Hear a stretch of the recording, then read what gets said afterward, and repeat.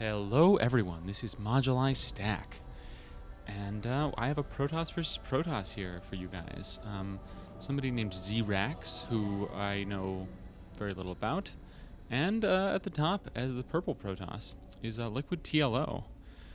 I'm curious what his take on the Protoss versus Protoss matchup is. Of course, this can tend to be a very monochromatic matchup, 4-gate versus 4-gate into Colossus versus Colossus. But TLO just always has his own cute little take on everything, so I would definitely like to see... Oh, nice little probe wiggle there. See, he's trying to get these probes to pair up with each other to save mining time. Oops, he looks like he made a little mistake there, but... yeah, he's trying to get them to pair up on the closest mineral patches for optimum mining efficiency. I think that is pretty cool. You can definitely shave as much as a second or something off of your opening, which is not a big deal, but of course every little bit counts.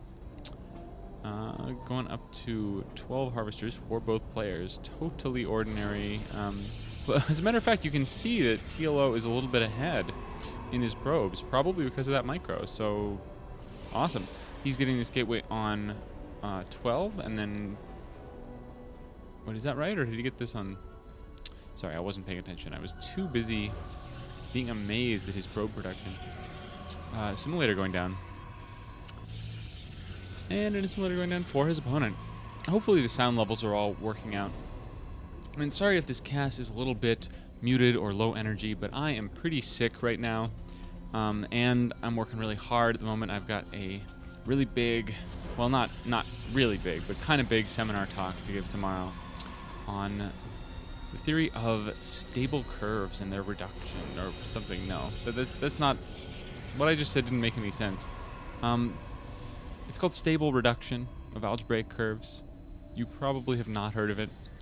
Cybernetics core on the way for both players. TLO's out a little bit quicker, but he is a little behind now in probe production. Probably because... No, they're both using the same number of chrono boosts, so I think TLO just cut a probe or a half probe or something to get that super early cybernetics core. Well, not super early, obviously.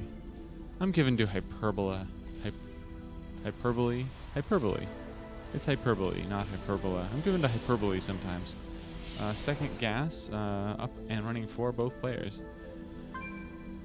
And one stalker, no zealot from each. So pretty symmetric so far. You can start to see little deviations like earlier third pylon for the little one, but fairly insignificant just now. Second stalker on the way for the little one, and ooh, Stargate for ZeeRax. I'm curious about this opening. He must be very confident from what he sees out of TLO, because I mean, look at this. TLO has 3 chrono boosts saved up. He could get this warp gate out really fast if he wanted to and transition into some kind of nightmarish quick 4-gate. Not really clear that ZeeRax could hold that off with the Stargate opening with this ramp the way it is on Scrap Station. But you know, I don't play TLO. I don't know the right build. A little bit of stalker fighting going on.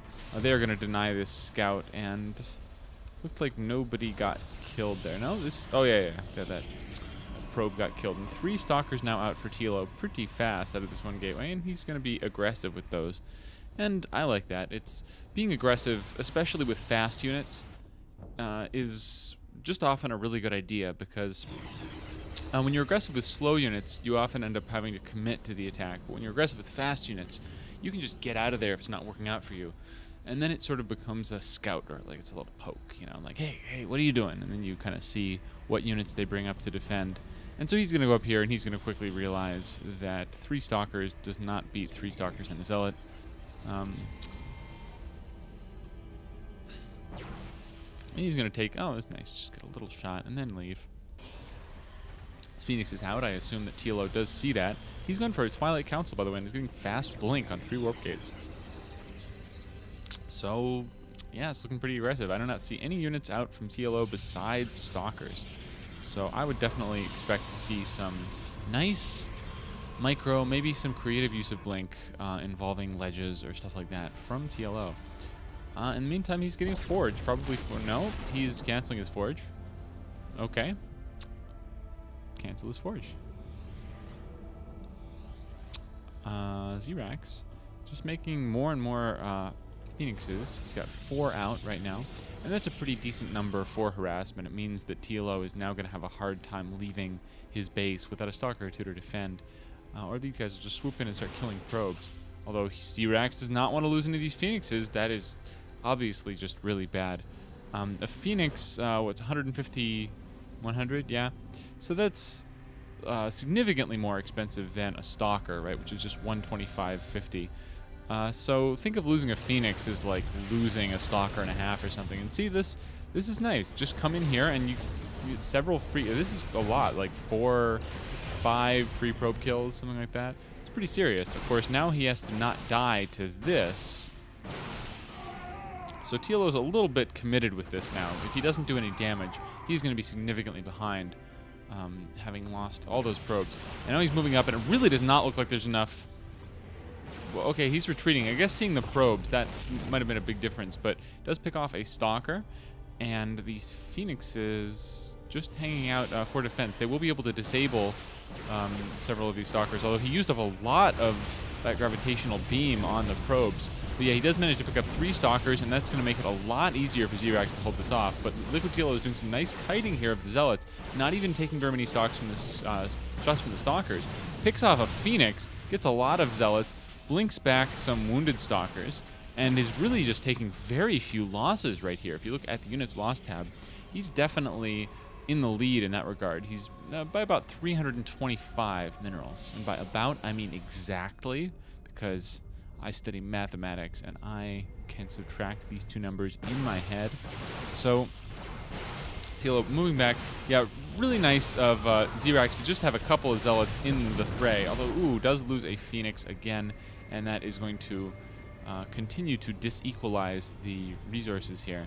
Any transitions going on for either player? Oh, TLO has gone for a Dark Shrine and a Forge now. So that is a nice transition. On the other hand, ZeeRax, with impeccable game sense, has gone for a robotics facility and is getting an Immortal out. But yes, he has an Observer, and he's actually going to see that DT. Oh, TLO cannot be happy about that. Notice he actually pulls back. I'm pretty sure that he saw the glimmer of this Observer. You can see invisible units in this game.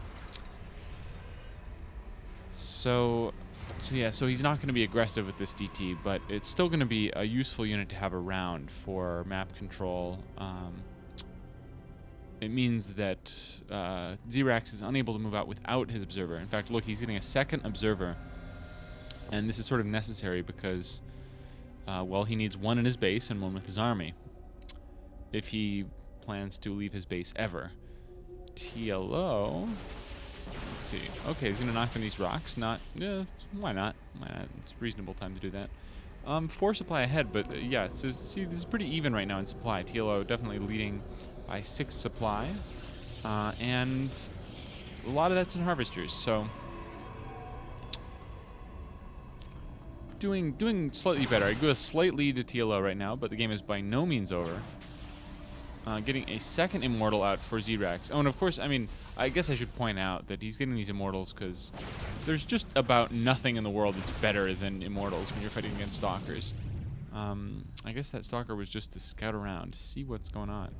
Neither player expanding. TLO has sort of kept his opponent on the back foot. I would have liked to see him expand after making this DT, because that really did delay ZeeRax a lot. ZeeRax is going for Colossi, by the way. Don't know how I feel about that. TLO expanding. Of course, the thing is that TLO just doesn't have anything that's going to be really good against Colossi. He does have a gigantic army, though, and this army might be enough to just run over ZeeRax right away before any Colossi come out. It's going to be a little while before the first Colossus is out. He's going to have 3 Immortals, which is going to do great against these Stalkers, but look at how many Zealots there are. 11 Zealots. Yeah, ZeeRax is going to have to melt through all of those Zealot numbers before he'll be able to get really clean shots against the Stalkers. And here comes the push, and ZeeRax should try to hold this back as much as possible. See, not all of the Stalkers really able to fire, so ZeeRax holding on pretty well, but oh my god, the Zealots are just... Wow, okay. It's a little hard to tell the difference between the colors here. So TLO lost way more Zealots there than I thought he would, and was forced to pull back.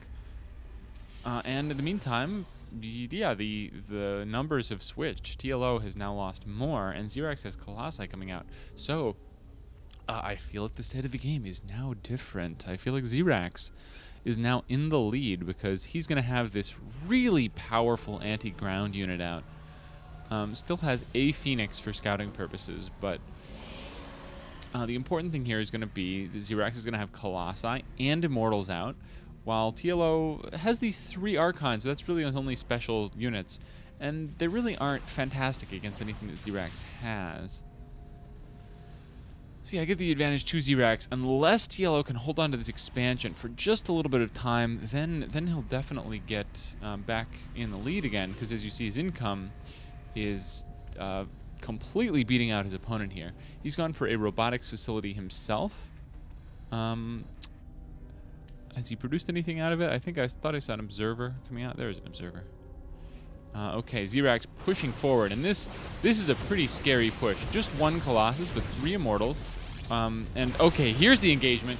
The Archon's getting lifted up, pretty decent choice, and TLO attempting to target fire the Colossus, but that is so expensive to just have your units not firing, and the Colossus is not going to even go down. Oh my god!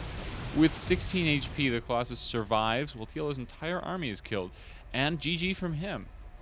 So yeah, I know that probably nobody likes to see TLO lose, but kind of cool game nonetheless. Stargate versus Blink Stalkers, and it did end up in the normal Colossus transition, but I would call that more of a way to punish what TLO was doing, which was relying heavily on low tier units, and then he went up for this Dark Templar play that didn't really go anywhere. He was able to get some Archons out, which is obviously good, but wasn't really able to get any of those real power units. And did he ever... That's so weird. I feel like he built and canceled this forge twice. No idea why he did that. Anyway, I hope you guys liked this game, and yeah, just leave me some comments or something. I may do a NetHack video coming up, actually, because I just kind of feel like playing NetHack. I don't know if any of you guys are into that, but I was actually turned on to NetHack first by Diggity. I was playing StarCraft, and then he did some NetHack commentaries, and I was like, that game looks amazing, and I got really into it for like a month. Anyway, so check that out if you're into that, and definitely check out the Reddit King of the Hill tournaments. Go to screddit.com for more information on those, but there is something basically every single night except Saturday, a King of the Hill tournament, starting at 5 p.m. Pacific time. And on Thursdays, me and Chubby are going to be the casters every single Thursday. So check that out, because it will be lots and lots of fun. And in the meantime, this is Moduli Stack saying take care and happy laddering.